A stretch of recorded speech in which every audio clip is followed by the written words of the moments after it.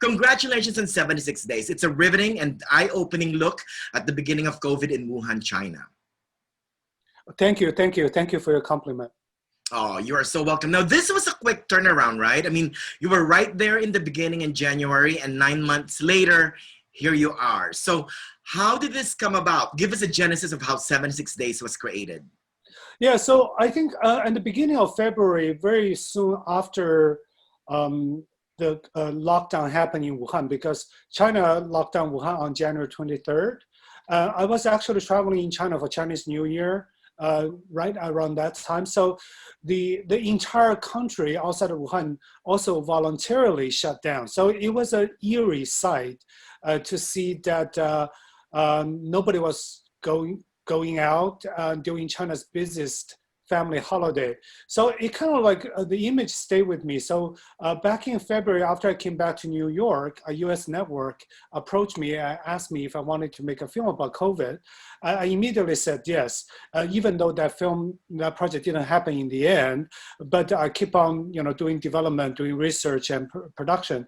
So in early February, I reached out to over a dozen filmmakers who had begun filming on the ground in Wuhan. And that's how I found my two co-directors. So what I did was they would upload their footage onto the cloud service in Wuhan, in China. I would like download here in New York, which would take a couple of days because the Great Firewall of China make the cloud service very slow. And then I would watch the rushes and then have a conversation with them back and forth a couple times, especially like trying to figure out which character to follow, because it was pure chaos at the beginning. Everybody was wearing PPE. So it's hard to say which is the more interesting character and to follow throughout the pandemic. But then going into late March and early April, because the geopolitical fights between US and China became so bad, my two co-directors stopped collaborating with me. They were like, you live in the US. We don't know how you're gonna take the footage and what kind of film you're gonna make. Maybe they're worried about getting into trouble with the Chinese government. So I basically had to spend more than 2 months and really like start editing the film by myself without their permission, to cut out a rough cut, to show it to them, to say, this is where I'm gonna take the story, before they finally agreed to work with me. That's right. Now, 76 Days is a heart-wrenching beginning of chaos and a hopeful and heartfelt conclusion. Somehow, it's oddly uplifting, comforting. You worked as a writer and editor of the film, like what you said. Was that how you envisioned your documentary? Not at the beginning, because at the very beginning, I actually wanted to do an investigative piece to figure out what happened, what made this the outbreak so bad, so horrible. Because the entire country was confused. It happened all so quickly. And, but then really quickly, I realized it was impossible to do an investigative piece. First of all, the pandemic is still happening, right? Everybody is still busy dealing with the pandemic. And also, there are certain things, as a filmmaker, it's difficult for me to get access to capture stuff on camera. And lastly, the news media has covered to the best extent it could, dealing with discussing like what the government did and didn't do, and what are the whistleblowers did or didn't do. And so I feel like for me, I don't want to replicate what's already been covered. And there's not much I could add to that conversation. So that's why later on, based on the footage I had access to, so really just focus on the human story that happened during the lockdown. I was just gonna say that. I mean, there are so many memorable characters in your documentary. The pregnant woman, the communist member, the nurse who wanted to see her sick dad. I mean, have you heard from any of them since, or have visited the hospital since at all?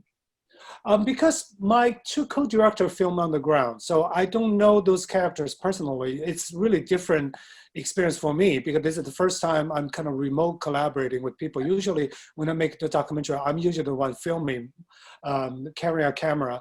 And but then for my two co-directors, one of them lives in Beijing, far from Wuhan. So it was a traumatic experience for him to being locked down in Wuhan as well, so far away from his family. He was locked down in Wuhan, I would say, almost like 3 months.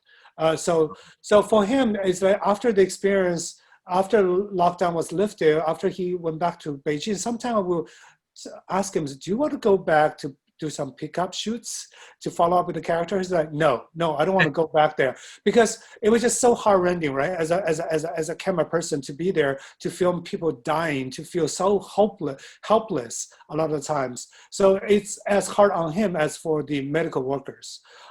For the other anonymous co-director, he's actually based in Wuhan. So he's in touch with the nurses and with the characters as well. So I think most of them are doing fine, because Wuhan the life in Wuhan has gone back to kind of like a normal. Schools reopen, restaurant reopen, even movie theater reopen. People could move about, could travel. So I think people are doing okay, except like some medical workers definitely have suffered through suffering from post-traumatic disorder, right? So it's such a traumatic experience for them. So, but then I think, things are improving. Thank you for bringing up your co-directors, by the way. There's Weixi Chen, right? And Anonymous. And you don't have to reveal why he's anonymous, but why is he anonymous? It's tricky because with COVID is such a sensitive political topic, right? Like even here we're really divided how to assign blame, essentially. And in China, Chinese government has become really defensive, because early on in March and April, especially when COVID came to the US, right? The Trump administration really used that and called it China virus, Wuhan virus, really tried to place the blame squarely on China's quote unquote mishandling of the outbreak. So Chinese government really tried to control the narrative, and then for a while it's unsure how safe it is to tell COVID narrative outside the government's approval, right? So our film didn't have any government approval. So my co-director, because he worked for a state-owned media company, and he's always very worried about what if the government thinks there's a bad portrayal of the handling of the crisis. What if the internet trolls in China accuse him of being selling out to the Western media for fame and fortune using China's great tragedy? So you can't control in today's world, like with the social media, right? Everything. So he's like, I know you put so much effort into make the film. I support it, but just don't bring me into this. I hear you. The one line that, along that line, by the way, the one line that stuck with me when the government was telling people to lock down, one of their precautions was, and I quote, "Do not fabricate, believe, or spread rumors, so we can unite as a collective whole and win the battle to protect Wuhan." We, the United States, don't have that guideline here, and I wish we do. I mean, disinformation kills, right? Yeah. Yeah, so information is a double-edged sword, right? So some people say if China had disclosed the earlier outbreak information earlier, because right now there's strong evidence that local government covered it up, right, for their own political purposes, for their own political career. So if information was more transparent, maybe the outcome could have been different. Differently, could end up differently. But at the same time, information like a lot of misinformation right now in the US, even right now, even after Trump was hospitalized, it's still hard to get everybody to follow public health measures, right? So yeah, there's so much misinformation here. It's like, how can we, especially faced with the natural catastrophe of this scale, how can we mobilize the entire society to follow some kind of direction, to move towards that direction, to beat back the virus? That's something I think, after this is over, I think we need to look back and really think about this.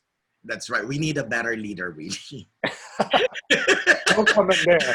No comment there. Yeah. Now let's talk about Hao Wu for a second. In under a decade, you have created thought-provoking documentaries like 76 Days and 2 documentaries about fame. There's People Republic of Desire and The Road to Fame. What inspires you about filmmaking?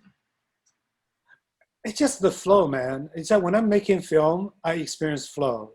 Time goes by so fast, and I get so much joy in the creative process. I think that's the primary motivation. Secondary motivation, I think, as someone who grew up in China and also, but then had my second coming of age here in the US, in the US, I became a completely different person. So I love both countries, but I do feel a lot of times the kind of media we consume here in the US about China, it's not necessarily inaccurate, but it's definitely one-sided, right? So there's so much complexity, beauty, and even beauty in tragedy and horror sometimes that we're missing out. There's too much of a conflict, us versus them narrative. So I think for me as an individual, what I can do is to tell the complex stories of China that I know, and hopefully, make the two people understand each other a little bit better.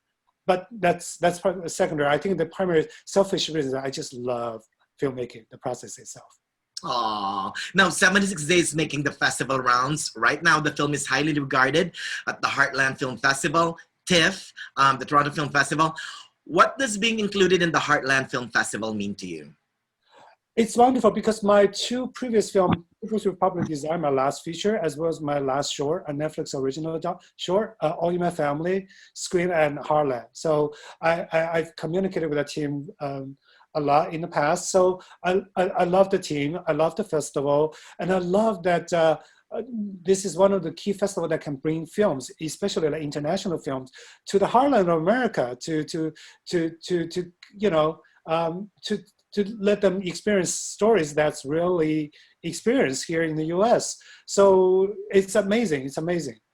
Well, one of the good things is, sort of like a positive note about the virus at least, is that now most of the film festivals are virtual. And people in Palm Springs can watch your fantastic documentary. Can you tell them how to see your documentary with Heartland Film Festival? Yeah, Heartland, different online festivals, they have different geo-blocking policies, right? With Heartland, it's the entire US audience in the entire United States can watch it. So they can simply go to Heartland's website and purchase a ticket. So that's one thing that, that's good about all of this online festival because of COVID, right?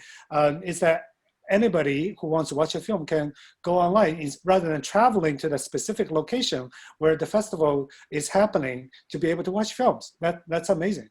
Yeah. Now, what do you hope for viewers to get after watching 76 Days? I think, first of all, COVID is real. It's serious. I think that there's still because of our political divide, because of we usually hear about COVID in print news or social media, where we read the statistics, we read some narratives, but we really haven't seen it. We really haven't been up close and personal, watching how much damage COVID can do to people. So I think, first of all, after watching the film, tell your friends, wear your mask, COVID is real. You don't want anybody to contract this.